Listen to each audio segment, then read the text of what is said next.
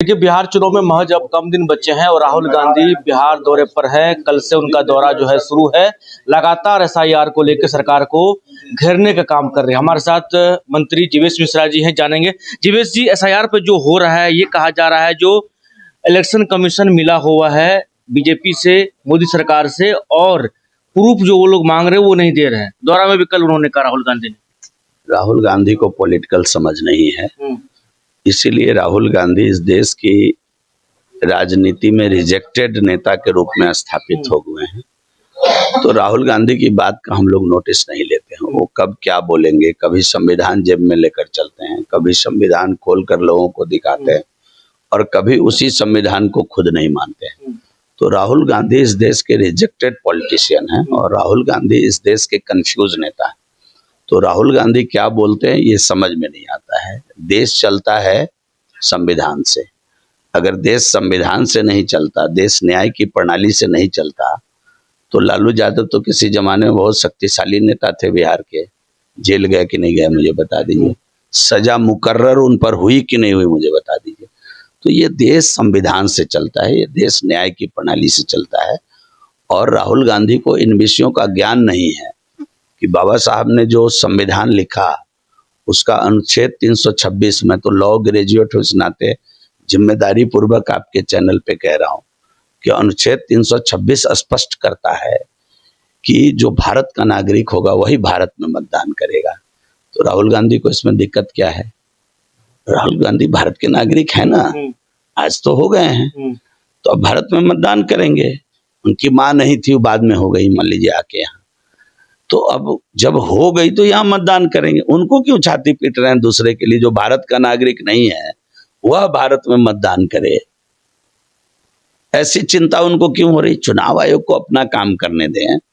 चुनाव आयोग अपना काम कर रहा है और जिस राजद के साथ आज गलवहियां करके आप सरकार एनडीए अलायंस को चला रहे हैं, पीछे सरकार में भी उनके साथ आप गठबंधन करके थे, उसी राजद के कार्यकाल में आपका भी समर्थन था।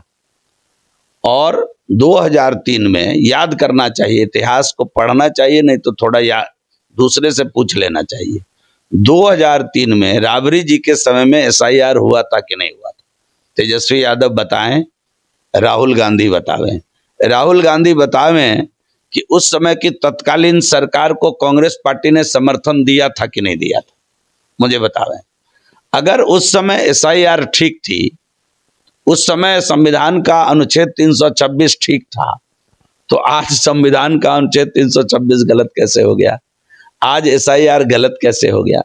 असल बात यह है कि बिहार में इन लोगों के सामने कोई मुद्दा ही नहीं है और जो जनता है माननीय नीतीश कुमार जी के नेतृत्व के सामने कोई क्वेश्चन खड़ा नहीं कर पा रही है। जनता एनडीए सरकार को समर्थन दे रही है और हम लोगों के समक्ष, हम लोगों के विरोध में कोई ऐसा मुद्दा ही नहीं जो विपक्ष को मिल जाए और वो लेकर मैदान में जाए, चुनाव लड़ लें। हमेशा कुछ कुछ दिनों पर आपको ध्यान होगा मुद्दा तलाशने का प्रयास करते हैं, अब उस मुद्दे में खुद गिर जाते हैं। एक लाए कुछ दिन पहले कि भाई 71,000 करोड़ का घोटाला हो गया और उन्हीं का, इसका चेयरपर्सन उन्हीं के पार्टी के लोग हैं जिनको बताना था कि कैसे हो गया, तो मैदान छोड़कर भाग गए। ये गलत गलत चीज से गुमराह करना इंडिया अलायंस की आदत रही है और वो अभी इसको स्पष्ट नहीं कर पा रहे हैं कि 2003 में जब एसआईआर हुआ तो उस समय संविधान का अनुच्छेद 326 ठीक था और 2025 में अगर एसआईआर हो रहा है तो संविधान का अनुच्छेद 326 गलत कैसे हो गया? तो ये तो उनसे ना पूछिए। क्यों घबराए हुए? आखिर रीजन क्या घबराए हुए? इसलिए कि जन समर्थन नहीं है। लोकतंत्र तो जन समर्थन से चलेगा ना। अब ये वो जमाना नहीं है जब लाठी लेकर कोई बूथ लूट लेता था। अब ये जमाना है कि उंगली में ताकत है देश की जनता का, उंगली दबाकर लोग नेता चुन लेते हैं, उंगली से बटन दबाकर लोग नेता चुन लेते हैं अपना। अब लाठी का जमाना नहीं है और लाठी के जमाने में लाठी से लठैती करने वाले लोग, लाठी के अंदर तेल पिलाने वाले लोगों को घबराहट तो लाजमी है ना। जो कहते थे लाठी में तेल पिलाकर रखो, क्यों? बूथ लूटने के लिए। तो अब तो उनको घबराहट होना लाजमी है कि ना अब वो जमाना है, ना वो बूथ लूट की कहानी है, न लाठी में तेल है। अब तो नीतीश कुमार जी और एनडीए की सरकार ने गरीब बच्चों के कलम में स्याही भरने का काम किया है।